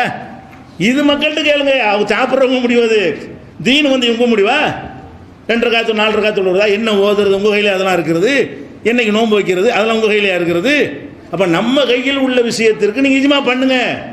நீங்கள் சட்டம் எழுதாட்டம் அவன் பண்ணிக்கிடுவான், நீங்கள் என்ன எழுதுறதுக்கு? இடையில நீங்கள் எதுக்கு தேவைன்னா? அந்த எல்லா ஜாதிக்காரனும் பண்ணுறானே, எல்லா மதத்துக்காரனும் பண்ணுறானே. அவன் ஒரு பிரச்சனை வரும், எல்லாம் ஒன்றா கூடிய முடிவு தானே செய்கிறாங்க. அவனுடைய தேவைகளுக்கு இஜ்மா செய்து கொள்வது என்பதற்கு எந்த மார்க் அறிஞரும் தேவை கிடையாது. ஒரு கம்மா இருக்கிறது, ஏறி உடையுது, கூடி இஜ்மா பண்ணிடுவாங்க. ஒருத்தவங்க வீட்டில் இருக்கக்கூடாது. ஏன்? ஊர் அழிஞ்சு போயிருமே, எல்லாம் போய் அடைக்கிறதுக்கு போய் நில்லுங்கடாம்பாங்க. அது முஸ்லீம் இருந்தாலும் செய்வான், இந்து இருந்தாலும் செய்வான், கிறிஸ்டின் இருந்தாலும் செய்வான், எல்லாருமா கலந்து கூட போய் நிற்பாங்க. இஜ்மா தான் அது. வீட்டில் ஒருத்தன் இருக்கக்கூடாது சட்டம் போடுறாங்க இல்லை, சேஃப்டிக்கு பண்ணிக்கிறது. அப்போ சேஃப்டிக்காக வேண்டி தங்களுடைய வசதிகளுக்காக வேண்டி சில முடிவுகளை எடுத்தார்களே, ஆனால் அதை கொண்டாந்து இஜ்மாவில் சேர்க்கக்கூடாது. இதெல்லாம் வசதிகளுக்கு செஞ்சுக்கிட்டோம். குரானை எழுத்துல கொண்டு வந்தது, அதை விட அட்வான்ஸாக கொண்டு வந்தது. கட்டுறதுக்கு கூரையாக இருந்தால் வருஷம் மாற்றணும், இது அதை விட செலவு கம்மி. ஒரு வேளை பார்த்தா பெரிய பொருளாதார மாதிரி தெரியும், கணக்கு பண்ணி மாற்றி என்ன வருஷம் மாற்றுறது, அதனுடைய அசௌகரியங்கள்லாம் பார்த்தீங்கன்னு சொன்னால் அதை விட இதில் வசதி உள்ள சேரும் அதிகமான வந்து வேஸ்ட்லாம் வீணாக போயிடும். கூரையாக இருந்தால் மழை பெஞ்சுன்னா இப்போ அந்த இதெல்லாம் நம்ம பாதுகாக்கப்படுறோம். நம்ம வசதிக்கு இதெல்லாம் செஞ்சுக்கிட்டோமா, வேறு மார்க்கங்கள் செஞ்சோமா இதெல்லாம்? சரி, ஒருத்தன் அப்படி ரசூலுல்லாஹ் மாதிரி கூரை பள்ளியில் தொழுதால் தான் 27 மடங்கு நன்மை, இந்த கட்டட பள்ளியில் தொழுதால் நன்மை இல்லைன்னு சொன்னானா? ரெண்டும் ஒன்று தான். இதில் அந்த கட்டடமாக கூரைக்கிற டாப்பிக்கே இல்லை. என்ன மாதிரி வேணாலும் கட்டிட்டு போ, அல்லாஹ்வுடைய பள்ளி ஒரே அந்தஸ்து தான் எல்லாமே. அப்போ இந்த மாதிரி உதாரணம் காட்டுவார்களே தவிர இஜ்மான்னு என்ன இல்லை. ஒரு மார்க்கு ஒரு மசாயில் ஆதாரம் காட்ட இயலாது. ஆனால் இஜ்மாவை ஆதாரம் பேசுகிறாங்க. மனசறிஞ்சு மக்கள்கிட்ட வந்துக்கிட்டு இஜ்மாங்கிற ஒரு ஆதாரம், மூல ஆதாரம் இருக்கிறது, ஒன்று கூட காட்ட முடியாது. ஒரு விவாதமாக நடத்தணும் தெரியுமா? திருச்சியில் இஜ்மான்னு ஒரு ஆதாரம் இருக்குதுன்னு சொல்லி ஒரு நாள் முழுசும் இஜ்மாங்கிறதுல இப்போ விவாதத்தில் கேட்குறோம், இஜ்மாவுக்கு ஒரு ஆதாரம் சொல்லு, இஜ்மாவுக்கு ஒரு ஆதாரம் சொல்லு. விவாதம் முடிகிற வரைக்கும் ஒரு ஆதாரம், ஒரு ஹதீஸையும் காட்டலை, ஒரு குரான் ஆயத்தையும் காட்டலை. சரி, எதுலடா இஜ்மா பண்ணீங்கன்னு அதையாவது காட்டுறான்னு அதுவும் சொல்ல முடியல கடைசி வரைக்கும். அப்போ அந்த விவாதத்தை கேட்டாலேயே ஒரே ஒரு ஆதாரத்தை கூட காட்ட முடியாத ஒரு விஷயத்தை வைத்துக்கொண்டு அதை மறுக்கிறாங்கன்னா மறுக்க வேண்டியதானப்பா. ஒரு ஆதாரம் இல்லாத ஒன்றை நீ எப்படி மார்க்கமாக்க பார்க்குற? அது ஒரு விஷயத்தை விளைவிக்கிறணும். இப்போ என்னென்ன, அந்த விவாதத்தில் வைக்காவிட்டாலும் பரவாயில்ல, என்ன செய்வாங்கன்னு கேட்டால் சில ஆயத்தில் எடுத்துக்கிறாங்க. அதுலேருந்து இஜ்மாவுக்கு ஆதாரமாக்க முடியுமா ஐடியா பண்ணுறது. எப்படி? இப்போ 4:115 இது ஒரு ஆதாரம். இஜ்மாக்காரங்களுக்கு என்ன ஆதாரம்? 4:100 அது படிக்கிற பாருங்க, அதுக்கு இஜ்மாவுக்கு சம்பந்தம் இருக்கான்னு நீங்கள் பாருங்கள். ஒமையு ஷாக்கிக்கு ரசூல், யார் ஒருத்தன் ரசூலுக்கு முரணாக நடக்கிறானோ, மிம்பாதி மாத்த பையன லகுல் ஹுதா, நேர்வழி இன்னது என்று தெளிவான பிறகு, நேர்வழி இன்னது என்று அவனுக்கு தெளிவான பிறகு யார் ரசூலுக்கு மாற்றமாக நடக்கிறானோ, ஓ எத்தபி கைர சபீனில் மூமினின், மூமீன்களுடைய பாதை அல்லாத பாதையில் செல்கிறானோ, ரசூலுடைய பாதையை விட்டுவிட்டு செல்கிறானோ, மூமீன்களுடைய பாதை அல்லாத வேறு பாதையில் செல்கிறானோ, வள்ளிஹி மாத்தவல்லா ஒ நுசுலிஹி ஜஹன்னமோ சாத்து மசீரா, அவனை நரகத்தில் நுழைக்க செய்வோம், அது தங்குமிடங்களில் மகா கெட்டது என்று 4:115 இருக்குது. பார்த்தீர்கள், அல்லாஹ் என்ன சொல்கிறான்? மூமீன்களுடைய வழியை பின்பற்ற சொல்கிறான். இந்த வார்த்தை வருதுல, ஓ எத்தபி கைர சபீலில் மூமினின். அப்போ மூமீன்கள்லாம் சேர்ந்து ஒரு முடிவெடுப்பார்களே, ஆனால் அதையும் ஏற்றுக்கொள்ளணும் அப்படின்னு சொல்லி என்ன செய்கிறான்? இந்த ஆயத்தை வைத்துக்கொண்டு முஸ்லீம்களுடைய முடிவெல்லாம் எடுக்கணும் அப்படிங்கிறான். அப்போ மூமின்களுடைய முடிவை எடுக்கணும்னு சொல்கிறவன் எந்த மூமின்களில் சண்டையாக போயிடறான், மறுபடியும் சஹாபியா தாபியா மக்காவாசியா மதினாவாசியா அது தனியாக விட்டுருவோம். இதில் என்ன பிரச்சனைன்னு கேட்டால், மூமின்கள்ங்கிற வார்த்தை இருக்குல்ல, அது 2 அர்த்தத்தில் பயன்படுத்தப்படும். ஒன்று, நம்ம சம்பந்தப்பட்ட விஷயங்கள், கல்யாணம் பண்ண வேண்டியது, ஒருத்தன் கடையில் வேலைக்கு சேர்க்க வேண்டியது, இதுக்கெல்லாம் ஒருத்தன் மூமின்னு கண்டுபிடிப்போம். ஆனால் அல்லாட்ட மூமின் ஆவானவன் அது அல்லாஹ்க்கு தான் தெரியும். ஒரு பொண்ணு கொடுக்குறோம் ஒரு ஆளுக்கு, என்ன பாரு மூமின் தான், அது பேர் வாப்பா வேறு மூமின்ட்டுருவோம். இவர் மூமின்ட்டு சொல்ல முடியுமா? நம்ம பொண்ணை கொடுக்கறதுக்காக வேண்டி, பொண்ணு எடுக்கிறதுக்காக வேண்டி ஒருத்தர் மூமின்ட்டு சொல்லுவோம். அப்போ நம்ம சம்மந்தப்பட்ட விஷயங்களில் ஒருத்தரை மூமின் என்று சொன்னால் உலகத்தில் வெளிப்படையான விஷயத்தில் மூமினாக இருக்கிறாருன்னு அர்த்தம். அதுக்கு அல்லாட்ட மூமின்ட்டு ஒன்று இருக்குது. மூமினுக்கு சொர்க்கம் இருக்குன்னு இருக்கு. இவர் மூமின் தானே, இவர் கண்டிப்பாக சொர்க்கம் போன சொல்ல முடியுமா? இவர் மூமின்ட்டு என் பொண்ணை கொடுக்கலாம், இவர் மூமின் அதனால் சொர்க்கமாக சொல்ல முடியாது. எனக்கு என் பார்வையில் மூமினாக தெரிகிறாரு. இறைவன்ட்ட ஒரு மூமினாக இருந்தால் சொர்க்கம் எனக்கு தெரியாது. இறைவன்ட்ட ஒருத்தர் மூமினாக இருந்தால் நமக்கு தெரியாதுல்ல. இப்போ நான் என்ன கேட்குறேன், மூமின்கள் பாதையை பின்பற்றணுங்கிறீங்களா? மூமின்லாம் யார் சொல்லுப்பா, எப்படி கண்டுபிடிக்கிறது? மூமின்கள் போன பாதையெல்லாம் பின்பற்றணும்னு சொன்னால் அவர் பின்பற்றிக்கிறோமா? அவர் மூமின்லாம் இருந்தார் வணங்குதா? அனைத்து முஸ்லிம் ஓட்டர் நடத்த நிறைய பேர் அவர் தான் 1 நம்பர் மூமின் என்ன செய்வாங்க, சீல் குத்துவாங்க. அப்போ அவரை மூமின் எடுத்துக்கிறோமா? அப்போ என்ன மூமினுக்கு என்ன அளவுகள் பின்பற்றணுங்கிறிய? அது முடிவே நம்ம எடுக்க முடியாத. மூமின் யாரும் நமக்கு தெரியாது. பின்பற்றுவது என்று சொன்னால் நிஜமான மூமினாக இருக்கணும், அல்லாஹ்வால் மூமின் அங்கீகரிக்கப்பட்டவனாக இருக்கணும். அது நமக்கு எப்படி தெரியும்? அப்போ நீங்கள் சொல்ல அர்த்தத்தில் வரல. மூமின்களுடைய பாதை என்றால் மூமின்கள் செல்ல வேண்டிய பாதைன்னு அர்த்தம். மூமின்கள் பாதை என்னது? மூமின்கள் செல்வதற்கு ஒரு பாதை இருக்கிறது. அந்த பாதை அல்லாஹ் குர்ஆனில் சொல்லி தந்திருக்கிறான். மூமின்கள் செல்ல வேண்டிய பாதை என்ன? அதை வேறு ஒரு வசனத்தில் எல்லாம் சொல்லி காட்டுகிறான். என்ன சொல்கிறான்னு கேட்டால், இன்னமா காண மாக்கானலி மூமினின் வலா மூமினத்தின், மூமினான ஆணாக இருந்தாலும் மூமினான பெண்ணாக இருந்தாலும், இதா கலல்லாஹு வ ரசூலுஹு அம்ரா, அல்லாவும் ரசூலும் ஒரு முடிவை எடுத்து விட்டார்கள் என்று சொன்னால், ஐயக்கூன லஹுமுல் ஹியரத்து மின் அம்ரிஹிம், அவர்களுடைய காரியங்களில் சுய விருப்பம் கொள்ளுகிற அதிகாரம் இல்லை. மூமினான ஆணாக இருந்தாலும் பெண்ணாக இருந்தாலும் அல்லாவும் ரசூல் ஒரு முடிவை எடுத்த பிறகு தங்கள் காரியத்தில் சுய விருப்பம் கொண்டு ஒரு முடிவு எடுக்கிற அதிகாரம் யாருக்கும் இல்லை. அல்லாஹ் சொல்லி காட்டுகிறான். ஒமை யாசில்லாஹ வ ரசூலஹு ஃபக்கல் லல்லல்லாஹு முபீனா, அல்லாஹ் ரசூலுக்கு மாற்றமாக நடக்கிறானோ அவன் பகிரங்கமாக வழிகட்டு விட்டான்னு வருது. இப்போ என்ன விஷயம்? மூமின் எப்படி நடக்கணும்? அல்லாவும் ரசூலும் ஒன்றை சொல்லிவிட்டால் எனக்கு சொந்த கருத்து இல்லை, என் கருத்தை நான் சொல்ல மாட்டேன், என் கருத்துக்கு மாற்றமாக அது இருந்தாலும் அதை ஏற்றுக்கொண்டு என் கருத்தை விட்டுருவேன். இதுதான் மூமின்கள் சொல்லணும். இந்த பாதையை பின்பற்றுங்கிறான்ல. மூமின்கள் பாதைன்னா ஒவ்வொரு மூமினையாக கண்டுபிடிச்சிக்கிட்டு, அவர் மூமினா நீங்கள் வாங்குவாங்க, நீங்கள் மூமின் வாங்க, நீங்கள் எந்த பாதையில் போறீங்க, இப்படியா? அட மூமினே கண்டுபிடிக்க இயலாத எப்படி நீங்கள் பின்பற்றுவீங்க? அப்போ பின்பற்றுவது என்பது ஆளுகளை கண்டுபிடித்து பின்பற்றுவதை பற்றி இது பேசவில்லை. மூமின்களுக்கு சில இலக்கணம் இருக்கிறது. அந்த இலக்கணத்தில் வாழ்ந்தவர்கள் எப்படி போனாங்கன்னு குர்ஆனில் சொல்லித்தரப்பட்டிருக்கிறது. இன்னமா இது எங்கே இருக்குது? 33 36 நான் சொன்ன வசனம் இருக்கிறது. இன்னொரு வசனம் என்ன இருக்குன்னு கேட்டால், இன்னமா கான கவுலல் மூமினின், மூமின்களுடைய சொல் என்னவாக இருக்க வேண்டும் என்றால், இதா தூ இலல்லாஹி வ ரசூலிஹி, அல்லாஹ்வின் பக்கம் ரசூலின் பக்கம் அழைக்கப்படும் பொழுது, லியஹ்கும பைனஹும், அவர்களுக்கு மத்தியில் தீர்ப்பளிப்பதற்காக அழைக்கப்படும் பொழுது, ஐ யகூலு சமிஅனா வ அதானா, செவிமடுத்தோம் கட்டுப்பட்டோம் என்பதுதான் மூமின்கள் சொல்லாக இருக்க வேண்டும். அல்லாஹ் சொல்லிட்டான் என்றால், ரசூல் சொல்லிவிட்டார்கள் என்று சொன்னால் செவிமடுத்தோம் கட்டுப்பட்டோம் என்பதுதான் மூமின்களின் சொல்லாக இருக்க வேண்டும், வேறு சொல் இருக்கக்கூடாது. உலாய்க ஹுமுல் முஃப்லிஹூன், இவர்கள் தான் வெற்றி பெற்றவர்கள் என்று 24:51 சொல்லி காட்டுகிறான். அப்போ என்ன அர்த்தம்? மூமின்கள் பாதையை பின்பற்ற வேண்டும் என்றால் மூமின்கள் செல்ல வேண்டிய பாதைன்னு அல்லாஹ் சொல்லித்தர்றான். அது என்ன மூமின்கள் பாதை? சமீனா வாத்தானா, அல்லாஹ் சொன்னால் கேட்போம், ரசூல் சொன்னால் கேட்போம். இதுதான் மூமினுடைய பண்பு என்று அல்லாஹ் சொல்லி காட்டுகிறான். மூமின்களுடைய பாதையில் போன்னு சொன்னால் சில ஆட்களை தேடி எடுத்துக்கொண்டு அவங்க சொன்னதை மார்க்கமாக்கி கொண்டு போனால், இவ்வளோ நாளாக சொன்ன வகி தான் மார்க்குங்க அம்புட்டு அடிபட்டு போயிடுது. அல்லாட்டிருந்து வந்தது தான் வகி தான் மார்க்கம், வகி இல்லாத மார்க்கம் இல்லை. சஹாபாக்கள் கூட மார்க்கத்தில் அதிகாரம் இல்லை. அல்லாஹ்வுடைய ரசூலுக்கு கூட வகி இல்லாமல் சில சொல்லியிருப்பார்களே, ஆனால் அது மார்க்கமாகாது என்றெல்லாம் சொன்ன ஆதாரங்களுக்கு மாற்றமாகவா இந்த ஆயத்தை விளக்கம் கொடுக்கிறது? இஜ்மாக்கு இதை கொண்டு என்ன செய்கிறாங்க? ஆனால் விவாதத்தில் இது வைக்கல, நாரி பேருண்டு. பொதுமக்கள் பயானில் இது ஆதாரம் வைப்பாங்க. இது இப்படி ஆதாரம் இருக்கணும், விவாதத்தில் வச்சுக்கணுமா இல்லை? விவாதம் கேட்டோம்ல இஜ்மாக்கு, இந்த ஆயத்தை வைக்க காணாம். ஒரு ஆயத்தை வைக்கலையே, இது எங்கட இஜ்மா பற்றி சொல்லுதுன்னு அவ்வளோ ஈஸியாக அதை மறுத்துருவோம். அதனால ஆதாரமாக கடைசி வரைக்கும் அந்த விவாதம் முடிகிற வரைக்கும் காட்டாமல் ஒரு ஆதாரம் இல்லை என்று ஒப்புக்கொண்டு போன காட்சி நீங்கள் பார்த்தீங்க. அப்போ இதில் என்னன்னு கேட்டால், அப்போ மூமின்களுடைய பாதையை பின்பற்றணும் என்று சொன்னால் மூமின்கள் செல்ல வேண்டிய பாதை. அல்ஹம்து சூராவை எடுத்துக்கிட்டு இஜ்மாக்கு ஆதாரங்கிறாங்க. ஸிராத்தல்லதீன அன்அம்த அலைஹிம், நீ யாருக்கு அருள் புரிந்தாய் அவர்கள் வழியை காட்டு. யாருக்கு அருள் புரிந்தாயோ அதை பின்பற்றணும். அப்படி யாருக்கு அருள் புரிந்தாயோ அவர்கள் வழியை காட்டுன்னு அர்த்தம், நல்லடியார்களுடைய முடிவை நம்ம ஏற்றுக்கொள்ளணும்னு அர்த்தம் அப்படிங்கிறாங்க. சில நல்லடியார் யாருன்னு கண்டுபிடிச்சாங்களே ஏற்றுக்கிறது. சஹாபாக்களாக இருந்தவங்கள முனாஃபிக்கா போயிருக்கிறாங்கன்னு மறுமை நாளில் அவன் தெரிய வருதடா. யாரை நீ மூமின் போய் எப்படி கண்டுபிடிச்சி எப்படி நீ ஃபாலோ பண்ணுவேன்? அவன் நடிச்சுக்கிட்டு மூமினா இருப்பான், பெரிய தாடி வச்சிருப்பான், பெரிய ஜிப்பா வச்சிருப்பான், மார்க்கமும் அவனுக்கு இருக்காது, நடிச்சிருப்பான். அவனை எப்படி ஃபாலோ பண்ணிட்டு போவேன்? அது அங்கேயில தெரியும். அவன் மூமின் போதை கண்டுபிடிக்க இயலுமா?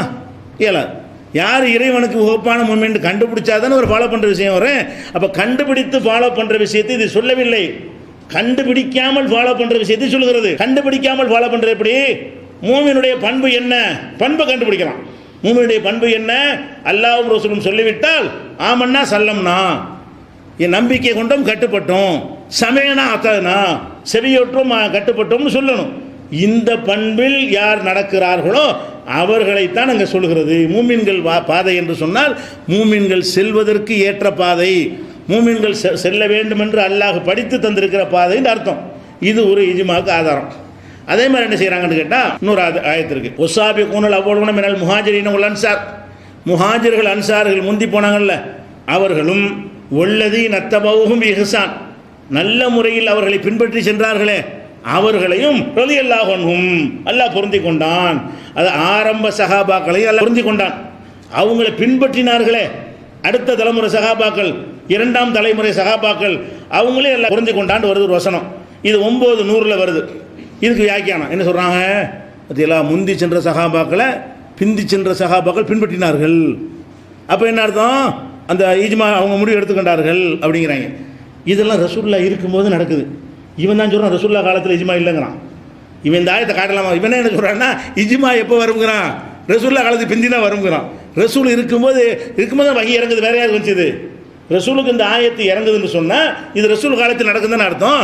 அப்போ ரசூல் காலத்தில் தான் முந்தி சென்ற சகாபாக்களை பிந்தி சென்ற சகாபாக்கள், முதல்ல ஹிஜ்ர செய்த சகாபாக்களை அடுத்து வர சகாபாக்கள் பின்பற்றினார்கள் வருது. பின்பற்றினார்கள் வருதா இல்லையா? அப்போ அவங்க சொல்ல நம்ம ஏற்றுக்கொண்டு அர்த்தமாகுதா இல்லையா? இஜ்மாவுக்கு தான் ஆதாரம் அப்படிங்கிறானே, இது அவன் சொல்லலாமா? அவன் வாதமே என்னென்னா ரசூல் காலத்தில் இஜ்மா இல்லைங்கிறது தான். ரசூல் இருக்கும்போது அவர் தான் முடிவு எடுப்பார், ரசூலுக்கு அப்புறம் தான் இஜ்மாங்கிறான். அப்போ ரசூல் இருக்கும்போதே பிந்தின சகாபாக்கள் முந்தின சகாபாக்களை பின்பற்றினாங்களே அது எப்படி? அந்த அர்த்தம் இல்லை. ஹிஜ்ரத்தில் பின்பற்றினார்கள். முஹாஜிர்களை பின்பற்றினார்கள் என்ன அர்த்தம்?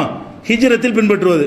அன்சார்களை பின்பற்றினார்கள் என்று சொன்னால் நுஸ்ரத்தில் உதவி செய்வ அந்த தன்மையை, அதாவது ஒரு ஆளை இப்ராஹிமை பின்பற்றுவது என்று சொன்னால் இப்ராஹிமை பார்த்து அவன் பின்னாடியே போகிறதுன்னு அர்த்தம். இஸ்மாயிலை பின்பற்றுறதுன்னா அவன் பின்னாடியே போகிறதுன்னு அர்த்தம். பேரை சொல்லாமல் ஒரு தகுதியை சொல்லி உண்மையாளனை பின்பற்றுன்னு அர்த்தம், உண்மை சொல்லணும்னு அர்த்தம். உண்மையாளனை பின்பற்றுதல் என்று சொன்னால் உண்மை சொல்லணும்னு அர்த்தம். நோன்பாளியை பின்பற்றணும்னா என்ன அர்த்தம்? நோன்பு வைக்கணும்னு அர்த்தம். ஒரு ஆளை பின்பற்றுன்னு சொன்னா தான் என்ன வரும்? அவர் சொல்ற கேட்குறன்னு அர்த்தம் வரும். இங்கே என்ன வருதுன்னா முஹாஜிர்களை பின்பற்றுதல். முஹாஜிர்னா ஹிஜ்ரத்து செய்தவர்கள் அர்த்தம். முஹாஜிருக்கு என்ன அர்த்தம்? ஹிஜ்ரத்து செய்த மக்காவை துறந்து மதீனாவுக்கு போனார்களே அவர்களை பின்பற்றினார்கள் என்ன அர்த்தம்? ஹிஜ்ரத்து செய்வ அவங்கள மாதிரி பின்னாடி ஹிஜ்ரத்துக்கு போனாங்க. முன்னாடி அவங்க ஹிஜ்ரத் செஞ்சாங்க, பின்னாடி இவங்க ஹிஜ்ரத் பண்ணாங்க. நுஸ்ரத் அன்சார்கள் என்ன? உதவி செஞ்சவங்க. உதவி செஞ்சவர்களை பின்பற்றுறதுன்னா என்ன அர்த்தம்? நாமளும் உதவி செய்யணும் அர்த்தம். அப்போ முதலில் அவர்கள் உதவி செய்தார்கள், பிந்தி இவங்க உதவி செய்தார்கள். இந்த மாதிரியான ஒரு அர்த்தத்தில் சொன்ன வாசகத்தை வைத்துக்கொண்டு இஜ்மா இருக்கு பற்றிலாம் முந்தி உள்ளவங்களை பின்பற்றலாம் இருக்குது, இதுதான் எங்களுக்கு ஆதாரம் அப்படின்னு சொல்கிற காட்சியை பார்க்குறோம். இது அந்த கருத்தை தராது. இன்னும் சொல்ல போனால் 52:21 ஒரு விஷயத்தை எல்லாம் சொல்லி காட்டுறான். ஒரு வசனம், ஒல்லதீன ஆமனும், யார் நம்பிக்கை கொண்டார்களோ அவர்களும், ஒத்தபாத்தும் துர்ரியத்தும் ஈமானின், ஈமானோடு அவருடைய சந்ததிகளும் அவர்களை பின்பற்றி செல்வார்களே அவங்களையும், அல்ஹக்னாபிஹிம் துர்ரியத்தகும், அவங்க பிள்ளைகளை அவங்களோட சேர்த்துருவோம். யார் ஈமான் கொள்கிறாங்களோ அவங்களையும் அவங்க வழியில் பின்பற்றி போனவங்க பிள்ளைகளையும் நம்ம சொர்க்கத்தில் ஒன்றா சேர்ப்போன்னு இருக்கு. பிள்ளைகள் பாப்பா பின்பற்றலாம்னு அர்த்தமாகுது. அப்படி ஒதுக்குறியான்னு கேட்கணும். இங்கே என்ன வருது? மூமின்களையும் அவங்களை பின்பற்றினார்களே அந்த பிள்ளைகளையும் வருது. அப்போ என்ன அர்த்தம்? ஈமானில் பின்பற்றுன்னு அர்த்தம், கரெக்டான விஷயத்தில் பின்பற்றுன்னு அர்த்தம். அப்போ இதை வச்சு ஒவ்வொருத்தரும் அப்பனை பின்பற்றலான்னு சொல்லுவியா? அந்த ஆயத்துக்கு அர்த்தம் செஞ்ச மாதிரி இந்த ஆயத்துக்கு 52:21 வருஷத்துக்கு அர்த்தம் செஞ்சால் என்ன வரேன்? ஒவ்வொருவரும் தன்னுடைய தகப்பனாரை பின்பற்றலாம். அப்போ மதுரை வேணாம் விடு, அவன் அப்பா பின்பற்றிட்டு போகிறான், நீங்கள் இடையில நின்று இருக்கிற, அப்படி அர்த்தம் இல்லை. அது அவங்கள மாதிரியே நல்லவங்களாக இருக்குதுன்னு அர்த்தம். அதை சொல்லிட்டு போக பேசாமல் முடிஞ்சு வச்ச கதை. இது ஒரு ஆதாரம். இந்த மாதிரியான ஆதாரங்களை வைத்து கொண்டிருக்கிறார்கள். அது மாதிரி இன்னொரு ஆதாரம் என்னென்னு கேட்டால் என்னுடைய உம்மத்து வழிகேட்டில் ஒன்று சேர மாட்டார்கள் ரசூலுல்லாஹ் சொல்லியிருக்காங்க. ஒரு ஹதீஸ், பல ஹதீஸ் இருக்குது, பலவீனமான இருக்குது, ஒரே ஒரு ஹதீஸ் கொஞ்சம் ஏற்கத்தக்க ஹதீஸும் இருக்குது. அந்த ஹதீஸில் என்ன வருதுன்னு கேட்டால், லன் தஜிதமிய உம்மத்தி அலல் லலாலத்தி அபதா, என்னுடைய உம்மத்துகள் வழிகேட்டில் ஒன்று சேர மாட்டாங்க, எல்லாரும் சேர்ந்து வழிகட்ட முடிவு எடுக்க மாட்டார்கள் அப்படின்னு ஹதீஸ் இருக்குது. இதை வச்சுக்கிட்டு இதில் என்ன விளங்குது? எல்லாரும் சேர்ந்து எடுத்த முடிவு என்னது? கரெக்டாக தான் எடுப்பாங்க, வழிகட்ட முடிவு எடுக்க மாட்டார்கள், ரசூலுல்லாஹ் சொல்லிவிட்டார்கள். அப்போ நமக்கு முன்னோர்கள் எல்லாரும் சேர்ந்து முடிவு எடுத்தார்களே, ஆனால் அது என்ன மேசேன்னு ஏற்றுக்கொள்ளணும், அது மார்க்க ஆதாரம் அப்படிம்பாங்க. இது என்னன்னு கேட்டால் விளங்காமல் சொல்கிறது. இப்போ எல்லோரும் வழிகிட மாட்டார்களுக்கு என்ன அர்த்தம்? இப்போ நான் உங்கள்கிட்ட சொல்கிறேன், எல்லோரும் பொய் சொல்ல மாட்டார்கள் அப்படின்னா எல்லோரும் உண்மை சொல்லுவாருன்னு அர்த்தமா? இல்லை, எல்லோரும் பொய் சொல்ல மாட்டார்கள்னு என்ன அர்த்தம்? பொய் சொல்கிறவங்க கொஞ்சம் இருப்பான், உண்மை சொல்கிறவங்க இருப்பாங்கன்னு அர்த்தமே தவிர எல்லோரும் பொய் நீங்கள் எல்லோரும் பொய் சொல்ல மாட்டீர்கள்ங்கிறேன். இதுக்கு என்ன அர்த்தம்? எல்லோரும் உண்மை சொல்லுங்கன்னு அர்த்தமா? எல்லாரும் பொய் சொல்கிற ஆள் இருக்க மாட்டீங்க. ஒரு சபையில் இருந்தால் பொய் சொல்கிறவன் இருப்பான், உண்மை சொல்கிறவன் இருப்பான். அப்படி இருக்கும்போது தான் என்ன வார்த்தையை சொல்லுவோம்? நீங்கள் எல்லோரும் கெட்டவர்கள் இல்லைங்கிறனா. அப்போ எல்லாம் நீங்கள் நல்லவன் அர்த்தமாகுமா? வராது. அப்போ எல்லோரும் கெட்டவர் இல்லை என்று சொன்னால் கெட்டவரும் இருப்பார்கள், நல்லவரும் இருப்பார்கள். அப்போ என் உம்மத்து எல்லோரும் வழிகேட்டில் போக மாட்டார்கள் என்றால் கொஞ்சம் பேராவது உங்களை எதிர்த்து நிற்கிறோம்ல, நீ உலகமெல்லாம் திரண்டாலும் அந்த மாதிரி இருந்து கொண்டிருப்பார். ஒவ்வொரு காலத்திலையும் 50 பேர் ஜமாத்துலமா கூட்டினாலும் சரி, நீ ஊரையை திரட்டினாலும் சரி, நீ தீர்மானம் போட்டாலும் சரி, போராட்டம் பண்ணினாலும் சரி, அசைக்க முடியாமல் இங்கே ஒரு கூட்டம் நிற்கிதுல, இதே மாதிரி ஒவ்வொரு காலத்திலும் நிற்பார்கள். அப்போ ஒரு காலத்தில் வழிகேட்டில் ஒன்று சேராமல் இந்த சேரலையே, வழிகேட்டில் நீ கூப்பிட்ற 50 பேரையும் கூப்பிட்ற, சரி நாங்கள் சேராமல் தானே இருக்கிறோம். வழிகேட்டில் இந்த உம்மத்து ஒன்று சேர மாட்டார்கள் என்று சொன்னால் வழிகேடான முடிவை அதிகமான மக்கள் எடுத்தாலும் எதிர்க்கக்கூடியவர்கள் இருப்பார்கள். ஒரு காலத்திலையும் எந்த காலத்தில் தர்காவை கட்டினாலும் அதை எதிர்க்கிறவன் இருந்துட்டு தான் இருந்திருக்கான். இன்றைக்கி ரெக்கார்டு உள்ள காலத்தில் வாழ்கிறோம், அதனால் பரவி போயிடுச்சு. அன்னைக்கு அவர் சொன்ன அந்த ஊரோட போயிடும். எதுக்காம இருந்தாங்க? ஒவ்வொரு ஊர்லேயும் தர்கா கட்டும்போது நம்ம எதிர்த்த மாதிரி எதிர்த்தாங்க, அவன் எதிர்த்து அந்த ஊருக்கு தான் தெரியும். பேப்பர் கிடையாது, நியூஸ் கிடையாது, டிவி கிடையாது, வீடியோ ஆடியோ கிடையாது, ஒன்றும் கிடையாது. அவருடைய உரை ரெக்கார்ட் பண்ணப்பட்டது கிடையாது. ஆனால் இன்றைக்கு இதெல்லாம் இருக்கிறதுனால பரவலாக சென்றடைந்திருக்கே தவிர எல்லா காலத்தையும் எதிர்ப்பாங்களா இல்லையா? இந்த ஹதீஸுக்கு என்ன அர்த்தம்? என் உம்மத்துகள் வழிகேட்டில் ஒன்று சேர மாட்டாங்க, வழிகேடான முடிவு அவ்வளோ பேர் எடுத்தாலும் கொஞ்சம் பேராச்சும் என்ன செய்வான்? எதிர்த்து நிற்பான். அனைவரும் சேர்ந்து வழிகட்ட முடிவுக்கு போக மாட்டாங்கன்னு இருக்குது. இதில் என்ன இஜ்மா என்ன ஆதாரம் இருக்குது? எல்லாரும் சேர்ந்து சரியான முடிவு எடுக்கலாம். அப்போ எப்போ எடுத்திய? இப்போ நாங்கள் சேர முடியலையே, நாங்கள் உன்னோட சேர முடியுதா? எங்களை மாதிரி கொள்கை உள்ளவர்கள் ஒரு காலத்தில் இருந்தாங்கல்ல, அவங்க கூட உன்னோட சேருவாங்க. தர்காக்காரனோட தர்கா எதிர்க்கிறோம் எப்படி சேருவான்? மதுஹபுக்காரனோட மதுஹப் எதிர்க்கிறோம் எப்படி சேர்ந்துருப்பான்? ஒரு காலத்துலையும் ஒவ்வொரு ஹனபியோட ஷாஃபி இப்படி சேர்ந்துருப்பான். அவனுக்கு ஒரு சட்டம், இவனுக்கு ஒரு சட்டம். ஒவ்வொரு காலத்துலையும் மாலிகோட ஹம்பல் எப்படி சேர்ந்துருப்பான்? ஆனால் ஒவ்வொரு காலத்துலையும் சேரவே மாட்டான், அவன் தனியாக தான் நிற்பான். அப்போ எல்லாரும் சேர்ந்து முடிவு, அந்த அர்த்தம் கிடையாது. வழிகேட்டில் எல்லோரும் சேர்ந்து வழிகேட்டில் போக மாட்டான். எந்த காலமாக இருந்தாலும் ஹக்க சொல்ற கூட்டம் இருந்துகிட்டே இருக்கும். அனைவரும் சேர்ந்து வழிகட மாட்டார்கள் என்கிற ஒரு வசனத்தை, ஹதீஸை தப்பான முறையில் என்ன செய்கிறாங்க? பயன்படுத்தி கொண்டிருக்கிறார்கள். இது ஒரு விஷயம். அது போக இன்ஷா அல்லாஹ் இன்னும் இஜ்மா சம்பந்தமாக இன்னும் சில விஷயங்கள் இருக்கிறது. இது கியாஸுங்கிறாங்களே, இஜ்மாக்கு அப்புறம் கியாஸுண்டா என்ன என்பதையும் இஜ்மாவில் சில எழுதுவாங்க. இப்போ இஜ்மா என்கிற குர்ஆன் இஸ்லாத்தின் ஆதாரம் குர்ஆன் ஹதீஸ் என்று நாம் சொன்னால் அவங்க என்ன செய்கிறாங்கன்னா, குர்ஆன் ஹதீஸ் மட்டும் கிடையாது, இஜ்மாவும் இருக்குது, கியாஸ் இருக்குங்கிறாங்க. இஜ்மா என்றால் ஏகபித்த முடிவு, அது கிடையாது, நம்ம நிரூபிச்சிட்டோம். அது போக பொதுவாக நீங்கள் விளைவிக்கணும், இவ்வளோ ஆதாரம்லாம் தேவையில்லை. எல்லா மனிதனும் ஒரு விஷயத்தில் ஒன்று சேர மாட்டாங்க, இஜ்மா நடக்காதுங்க. சைக்காலஜிக்கலாக முடியாது. ஒரு குடும்பத்தில் இஜ்மா ஏற்படுமா? ஏதோ 4 பேர் கருத்தை கேட்டு ஒரு 2 பேர் அடங்கி போகணும். என்ன விருந்து வைக்கிறதுன்னு கேட்குறதுல 8 கருத்து வரும். 4 பேர் ஒன்று சொல்லுவாங்க, 4 பேர் கருத்து படிச்சுவாங்க, 3 பேருக்கு திருப்தி இருக்காது. சரி, குடும்பத்தை அப்படி தான் போவாங்களே தவிர ஏகமானதாக சோறாக்குறதுல ஒரு முடிவு வருமா? வராது. அப்போ நீனே 72 கூட்டமாக நீ உட்காந்துக்கிட்டு 72 கூட்டம் ஒன்றா உட்காந்துக்கிட்டு உனக்குள்ள லட்சம் கருத்து வேறுபாடு, எதில் படிச்சுமா வருவீங்க? ஷாபி அனுப்பி அவன் ஷாபிக்கு ஒரு உசூல், உனக்கு ஒரு உசூல், மாலிக்கு ஒரு உசூல், அவன் ஆளுக்கு ஒரு அடிப்படையை வச்சுட்டு உட்காந்துட்டு இருக்கான். 50 பேர் கூடுவாங்களாம். 50 பேர் கூட என்ன முடிவு நீ எடுத்துருவீங்க? நீ ஒரு முடிவு வச்சோன்னா அவன் வேற ஒன்று அவன் சொல்லுவான். எப்படி நடக்குங்கிற இஜ்மா. அப்போ கொஞ்சம் கூட ஒரு சென்ஸ் இல்லாமல் என்ன செய்கிறாங்க? அறிவு இல்லாமல் இஜ்மான்னு பேசுகிறாங்க. இஜ்மாங்க நடக்கவே நடக்காது. எந்த ஒரு காலகட்டத்திலையும் எல்லா மக்களும் சேர்ந்து ஒரு முடிவு எடுக்க முடியாது. எதில் எடுக்கலாம்? ஒரு உறுதியான நம்பிக்கை குர்ஆனில் இருக்குதா? 5 வேளை தொழுகிறோம், எல்லாரும் எடுத்துருவோம். ஏன்? நம்ம எடுக்கிற முடிவு அல்ல, அல்லாஹ் என்ன சொல்கிறான்னு கண்டறியணும், ஒரு முடிவுக்கு வந்துடும். அதில் தான் இஜ்மா வரும். அப்போ இஜ்மா குர்ஆன் ஹதீஸில் உள்ளதான். இப்போ குர்ஆன் ஹதீஸ் உள்ள விஷயத்துக்கு இஜ்மா செய்தால் அது ஓகே, அது குர்ஆன் உள்ளதான் பின்பற்றோன்னு ஆயிரும். குர்ஆன் ஹதீஸ்ல இல்லாத ஒன்றில் இஜ்மா வருமான வரவே செய்யாது, சாத்தியமே இல்லை. ஆளாளுக்கு ஒரு கருத்தை சொல்லி கொண்டிருப்பார்கள். அப்போ ஏகமானதான முடிவு என்று வரவே வராது என்று தெரிந்து கொண்டு அதை ஒரு மூன்றாவது ஆதாரம் என்று சொல்லி எல்லாரும் ஏமாத்துகிறார்கள். அஹ்மது இப்னு ஹம்பல் சொன்ன மாதிரி அத்தனை பேர் பொய்யர்கள் தான், அதில் எந்த ஒரு டவுட்டும் கிடையாது. அடுத்து என்ன, நாலாவது கியாஸ் என்று ஒரு ஆதாரம் இருக்குது. குர்ஆன்